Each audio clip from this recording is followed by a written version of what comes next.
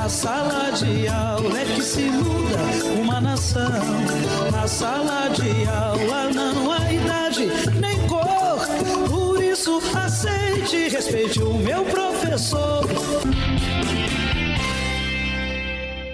Boa tarde para você que está aqui com a gente neste último final de semana de novembro. Pois é, o ano se encaminha para o fim e nós seguimos aqui, firmes e fortes, trazendo muita informação. A exemplo do que você vai ver no programa de hoje. Hoje nós teremos entrevista com o professor Roberto Silva, vice-presidente do Sintese, que vai falar sobre a retomada das aulas presenciais nas escolas da rede estadual. Vamos ter também uma outra entrevista, só que desta vez com o professor André Martins, da Universidade Federal de Juiz de Fora. Ele vai falar sobre a reforma do ensino médio. Você vai ver o que está em cartaz no Cine Resistência. E por último, mas não menos importante, teremos o nosso quadro O Direito é Seu. Então, relaxe e aproveita. TV Sintese está no ar.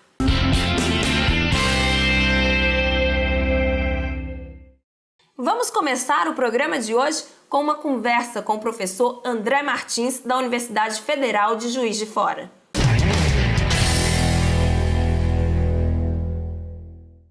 Boa tarde, professor André Martins, tudo bem? Professor André, que é filiado ao Sintese, ele aí é nosso companheiro de sonhos e de luta. Professor André, desde a semana passada, o Sintese está promovendo aí as pré-conferências e estamos debatendo sobre o desmonte da educação neste governo nefasto. Entre os pontos de discussão, nós estamos falando sobre a reforma do ensino médio. Por gentileza, professor André, explica para o pessoal de casa sobre o que se trata essa reforma. Em 2016, logo depois do golpe, o governo Michel Temer editou uma medida provisória, que é um instrumento de força, editando um conjunto de alterações na Lei de Diretrizes e Bases da Educação Nacional, a LDB, que logo depois, num curto espaço de tempo, foi aprovada pelo Congresso Nacional, assegurando, portanto, um caráter permanente de alteração da LDB. Logo após essa medida, o governo Michel Temer, através do Ministério da Educação, fez um programa articulando as secretarias estaduais de educação para que se tornassem agentes de execução de um projeto regressivo, de alteração do ensino médio.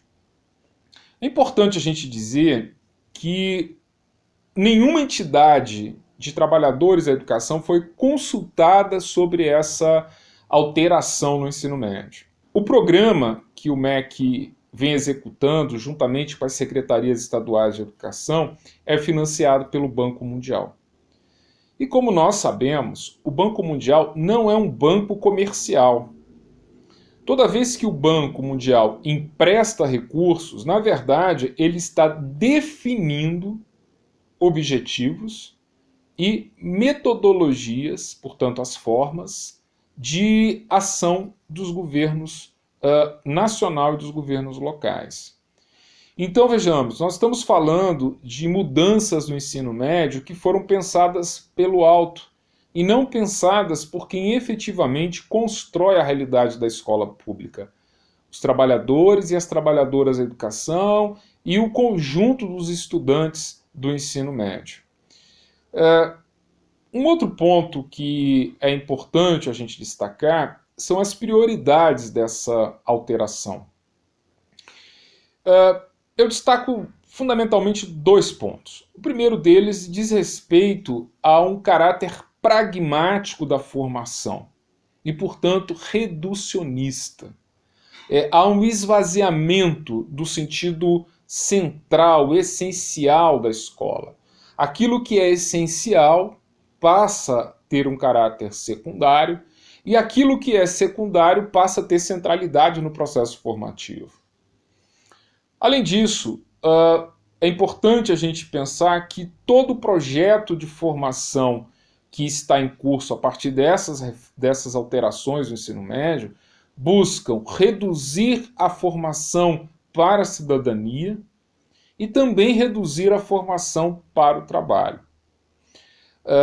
Prevalece um caráter instrumental, prevalece um caráter comportamental e, portanto, todo o desenvolvimento que se pretende realizar na escola é um desenvolvimento restrito, um desenvolvimento unilateral, né? Um desenvolvimento que trará efeitos extremamente negativos, não só para os estudantes, para as suas famílias e para os professores, mas para o conjunto da sociedade.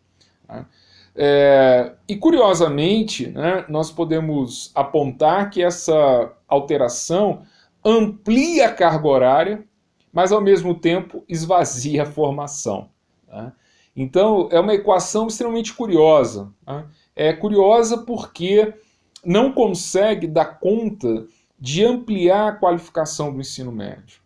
Eu não tenho dúvidas de que nós precisamos rever a escola pública, mas no sentido da sua ampliação, no sentido da sua melhoria, no sentido da alteração das condições de trabalho, no sentido de melhores condições de estudo, e não regredindo.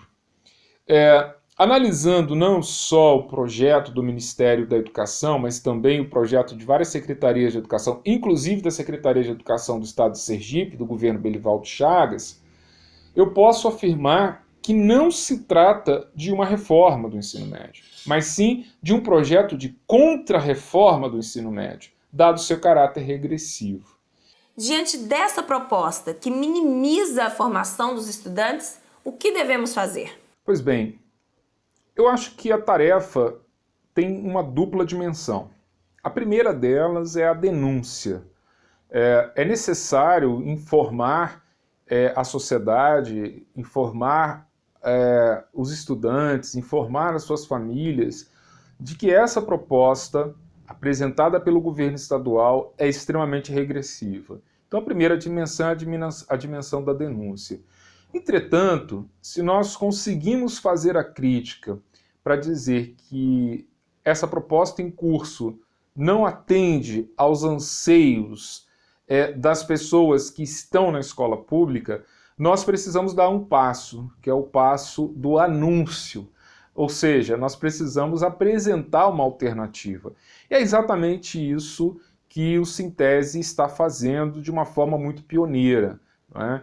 O Sintese vem se dedicando a debater a formulação da SEDUC, mas, ao mesmo tempo, apresentando uma alternativa viável, respaldada na Lei de Diretrizes e Bases da Educação Nacional. E sobre esse aspecto eu destaco um ponto em particular. A Lei de Diretrizes e Bases da Educação Nacional não pode ser interpretada através de fragmentos. Em outras palavras, eu não posso retirar um inciso, um artigo do contexto da lei e apresentar uma interpretação e torná-la a referência para executar um projeto de alteração do ensino médio. É necessário ler cada dispositivo da Lei de Diretrizes e Bases da Educação Nacional na sua relação com tudo. E é exatamente isso que o Sintese está fazendo ao anunciar que é possível construir uma verdadeira reforma. A verdadeira reforma é aquela que não tem caráter regressivo. A verdadeira reforma é aquela que aponta para a efetivação do direito à educação pública. É aquela que fortalece a formação. E é nesse sentido que eu entendo que o Sintese está caminhando, em não só denunciar os limites e os problemas da proposta encaminhada pelo governo Belivaldo Chagas, mas também anunciar para a sociedade que é possível pensarmos a escola pública como um lugar de fortalecimento da formação plena, da verdadeira formação integral dos estudantes. Para a nossa alegria, acreditamos em uma outra proposta possível. Em quais princípios fundamentamos essa proposta? Então, uma verdadeira reforma, né, é aquela que visa a formação integral que visa dos estudantes, portanto, o fortalecimento do trabalho educativo, o trabalho realizado pelas professoras e pelos professores, que valoriza a gestão democrática como elemento fundamental e estratégico do espaço de organização das convivências, não é? Que tenha o diálogo como elemento importante do processo formativo e que não perca de vista a finalidade essencial e histórica da escola pública. E eu acredito, por fim, que o CITES está na direção correta, né? Ao não só fazer a denúncia, como anunciar que algo de novo é possível ser feito nas escolas do ensino médio.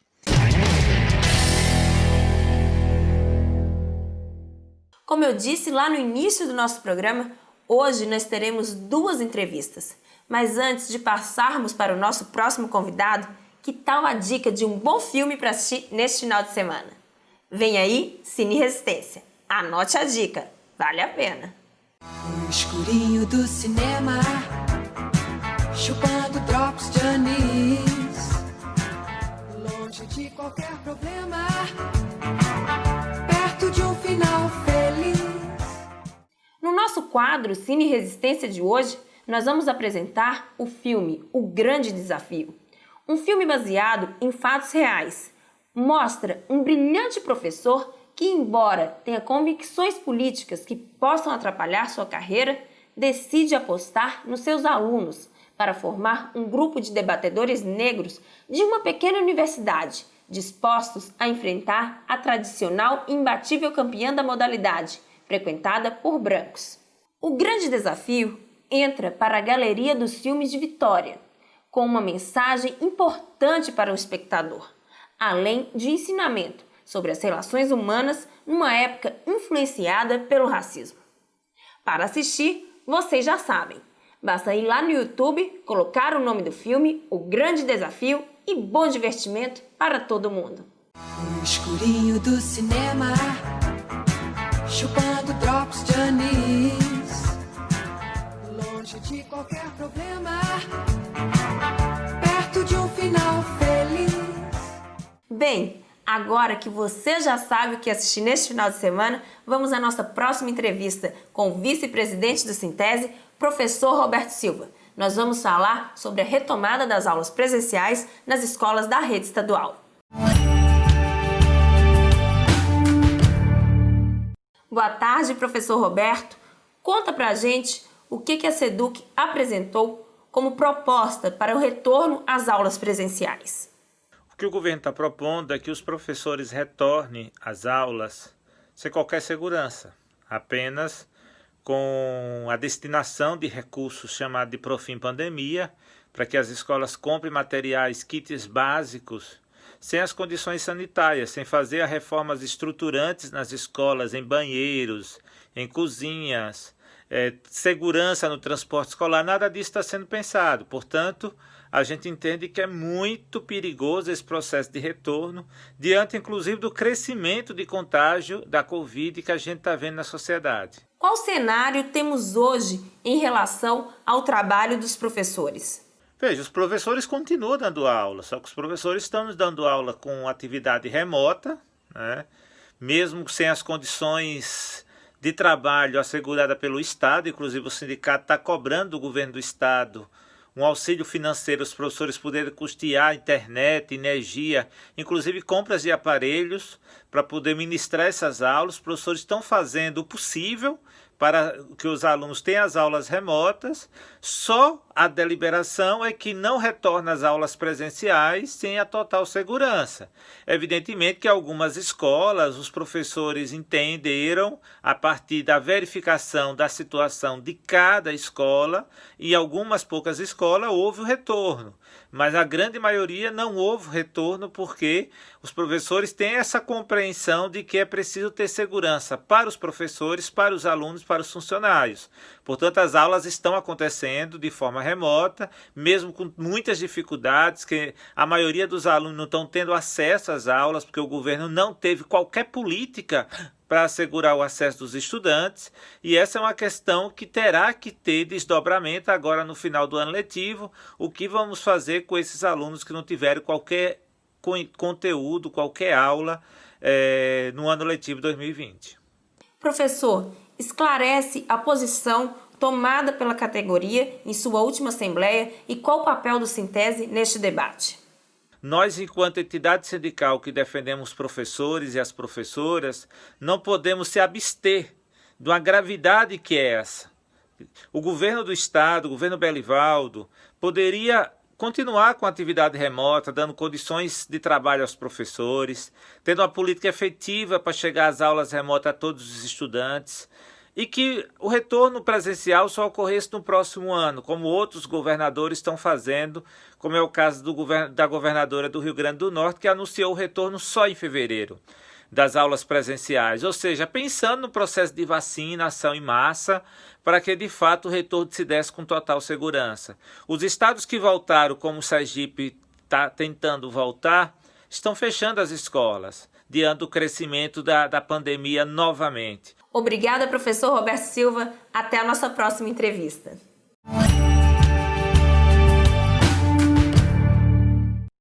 Bem, como estamos ao lado do que é certo e do que é direito, vamos continuar nessa labuta. Vem aí, o direito é seu. O direito é seu. O governo acabou de encaminhar um projeto de lei complementar de número 06 de 2020 que trata sobre uma adequação da Lei Previdenciária do Estado de Sergipe, que é a Lei 103 de 2005, naquilo que pode ser adequado de acordo com a reforma da Previdência do governo federal, que foi a Emenda Constitucional 103 de 2019, como também pela reforma da Previdência que o Estado de Sergipe encaminhou no final do ano passado para a Assembleia e que virou a Lei Complementar 338 de 2019. Vamos tratar aqui de algumas alterações e depois entrar na situação da revogação. Na situação da alteração, o projeto de lei ele vem alterar o conceito de alguns dependentes para o recebimento de benefício. Ele vem dar outro nome a um determinado benefício que ele acabou sendo mudado o seu nome na lei, na reforma federal e na reforma estadual. Ele vem criar também uma forma de cálculo diferenciado nos benefícios de aposentadoria, que chamavam de aposentadoria por invalidez.